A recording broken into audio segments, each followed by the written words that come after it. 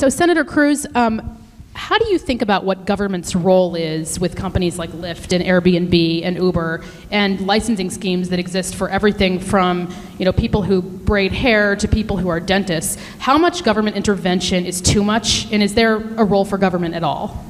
Look, there is always a role for government protecting property rights, ensuring that contracts are enforced, and ensuring you have rule of law. But historically, government has been a tool used to stifle innovation. So about 15 years ago, the beginning of the Bush administration, I was the head of policy planning at the Federal Trade Commission. And the charge of the FTC is to promote competition and consumer protection. And so my office led 3 days of public hearings on disintermediation, on barriers to new entrants. And we looked at 10 different industries. We looked at contact lenses. We looked at wine. We looked at telemedicine. We looked at education. We looked at automobiles. And in the hearings... Real estate? Huh? Did you look at real estate? I don't think we did, but we should have. Now, what was striking, and you'd be amused, every one of these panels, and it was 10 different industries over 3 days, you would have one of the witnesses say, I looked at the barriers to entry in these other 9 industries, and those are terrible. Consumers are really getting mistreated in those other 9 industries, but our industry is different. And the pattern that happens over and over again is you see the incumbent bricks and mortar providers go to their local regulators and seek barriers to entry. So you have arguments. So I went, for example, before the Connecticut Board of Opticians. Now, the opticians and optometrists were really ticked off at 1-800 contacts because you know what? They got a bunch of captive customers when you come in for an eye exam and they wanted to sell you contact lenses at a 50% markup when you could get it for a lot less online. Another area this occurs is funeral directors. Funeral directors are really adamant that nobody knows how to build a casket but a funeral director. So you have lots of states, and when we were at the FTC, we got involved in litigation. You know what? I'm pretty confident you don't have to know a thing about embalming to build a pine box.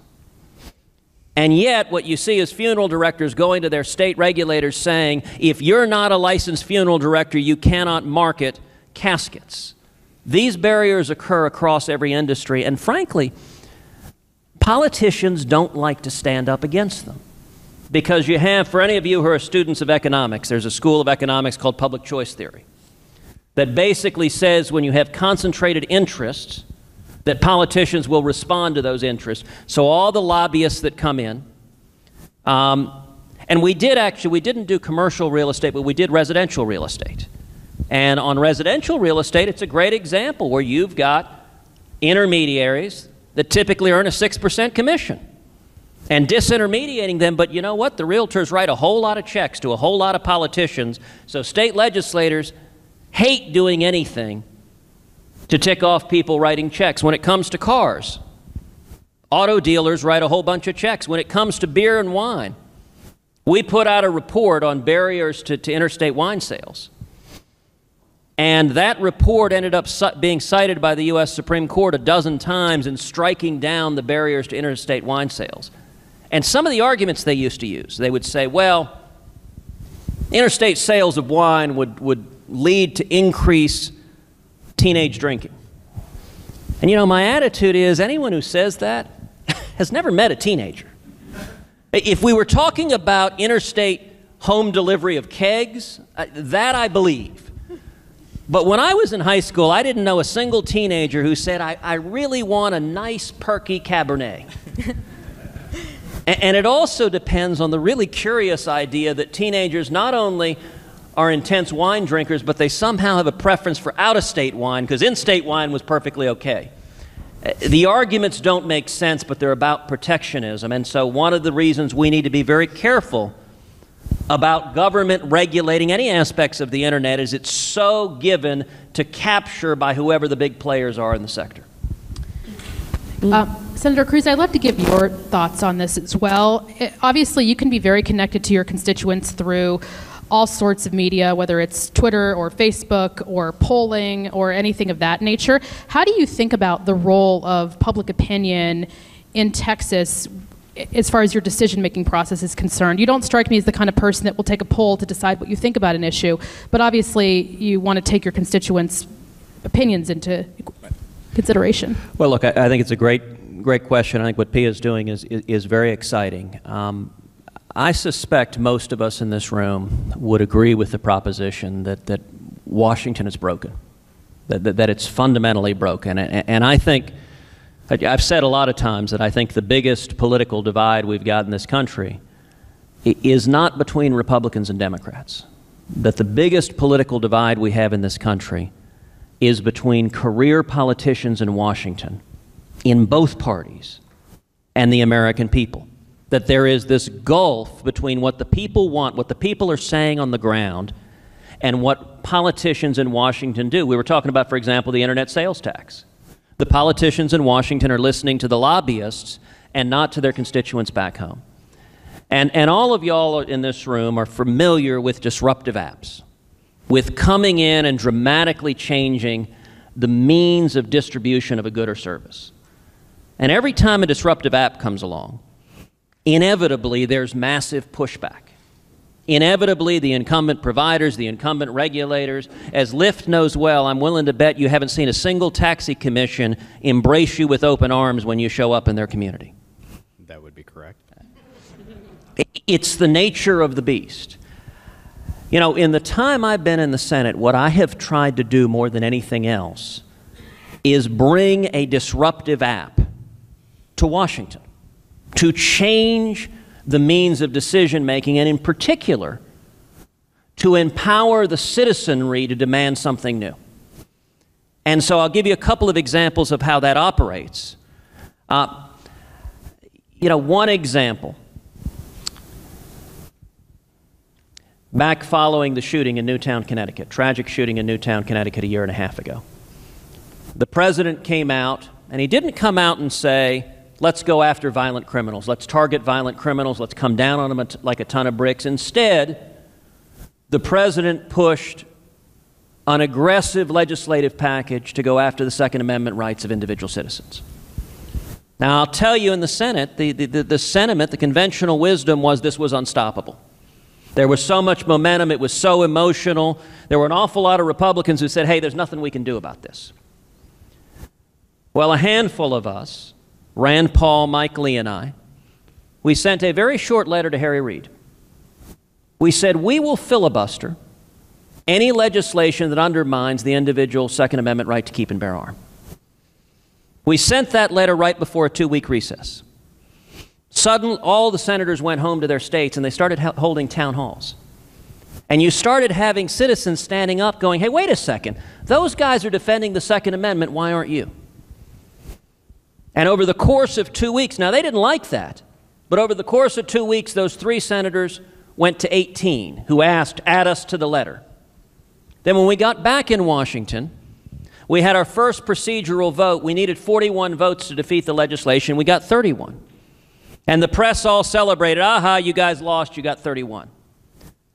Well, the 31 functioned as a whip count. It was a very public mark of who was where, and suddenly, every one of the senators who voted against the Second Amendment, heaven and earth rained down upon them. Their phones lit up, their Facebook, their Twitter, they started getting citizens, constituents.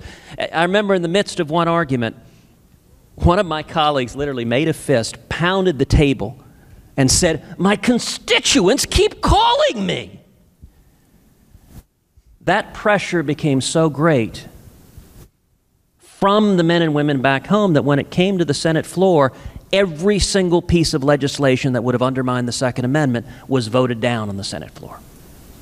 Now, our role in that was not the powers of persuasion of one particular politician. No one really gives a flip about one politician. But what we did there was slow things down a little bit, shine a light, and give an opportunity for the people to get engaged. And what inevitably happens, the more we succeed in moving decision-making out of Washington and back to the grassroots and the American people, the more that the vested interest in both parties who want decision-making to remain in the smoke-filled rooms in Washington, the more they lash out in anger. And, you know, I'll note, if it wasn't for that dynamic, I wouldn't be in the Senate. When I launched the campaign in Texas, I was at 2% in the polls. The margin of error was 3%. I was thrilled until my wife pointed out to me that technically I could have been at negative 1%.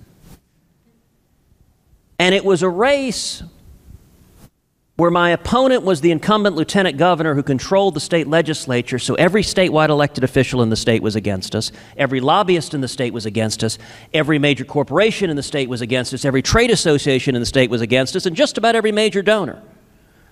But we ended up seeing a grassroots army that came together, and because of the grassroots, because of young people, because of libertarians, because of evangelicals, because of Republican women, because of working men and women, we went from 2% at the polls, not just winning, but winning by 14 points in the primary and 16 points in the general.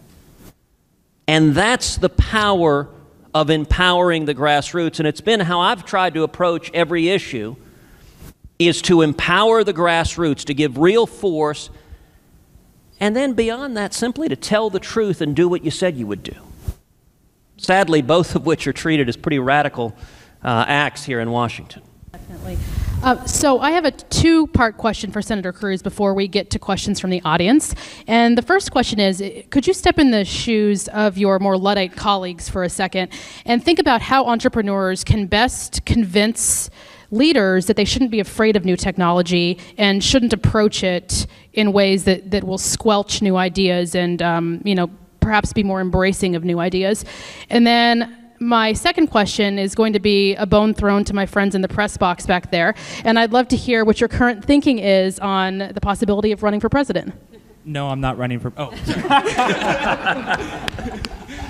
Well, on the first point, since I wear boots just about every day, I'm not sure I want to step in their shoes. Understood. Although I will note a confession, which is, right before I did the filibuster on Obamacare, Rand Paul gave me some helpful advice, and he had done a long filibuster on drones that I'd supported him in, and he gave two pieces of advice. He said, number one, wear comfortable shoes, and number two, drink very little water.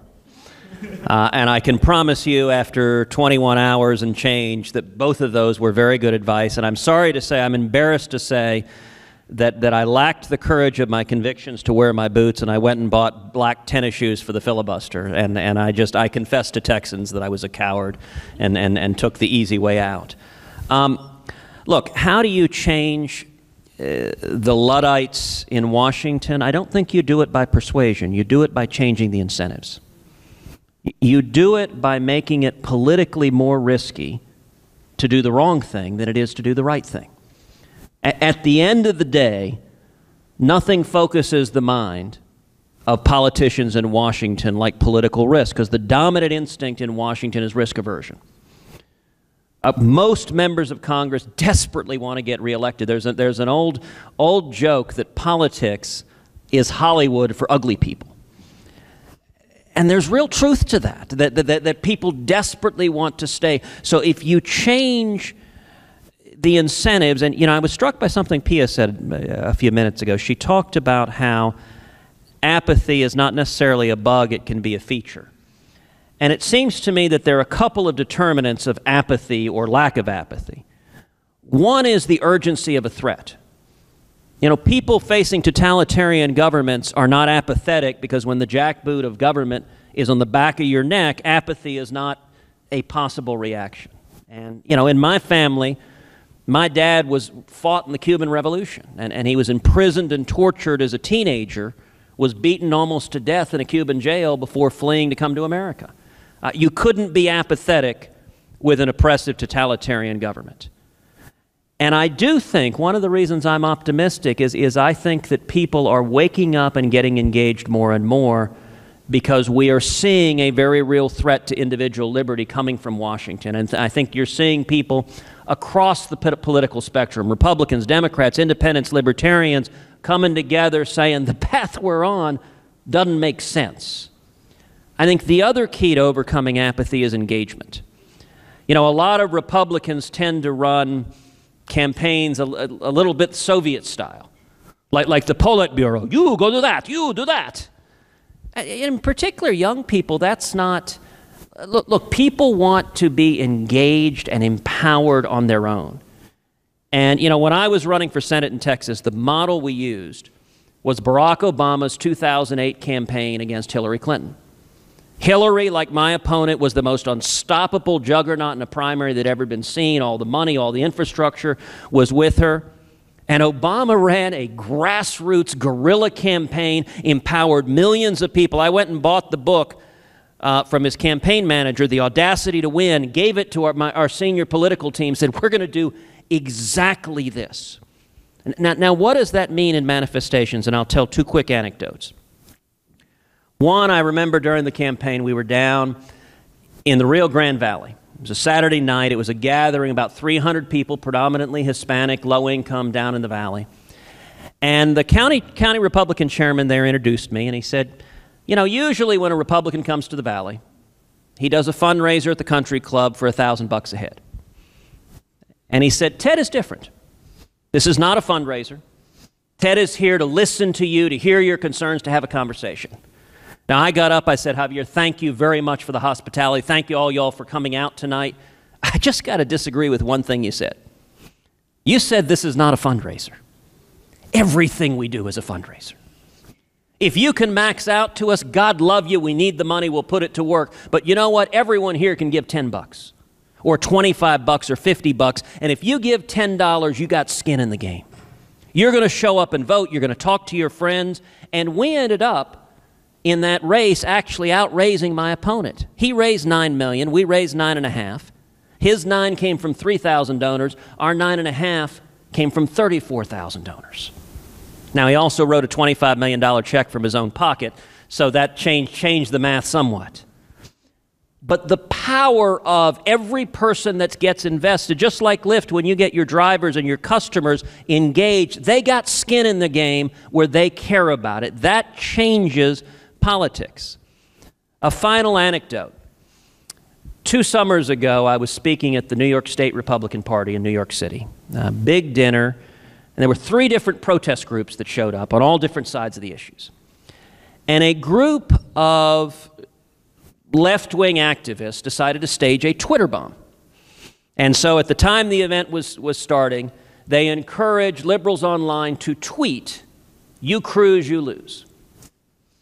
Now, in response to that, a group of conservative and libertarian activists decided to stage a counter-Twitter bomb. And so they encourage conservatives and libertarians to tweet, "Cruz to victory." I don't know, puns are popular, I guess. By 6 p.m. that night, the hashtag Cruz to victory was trending #1 in the United States and #2 worldwide. And we don't know how the lefty one did because it didn't make the top 10. Now, the thing that was beautiful about that, Katie, is we had nothing to do with it. Wasn't our idea.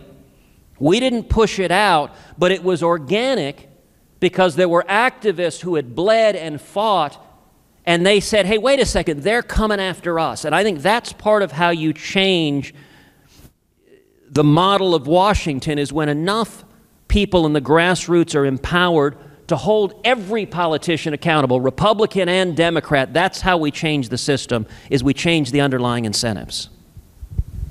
You have artfully filibustered my second question.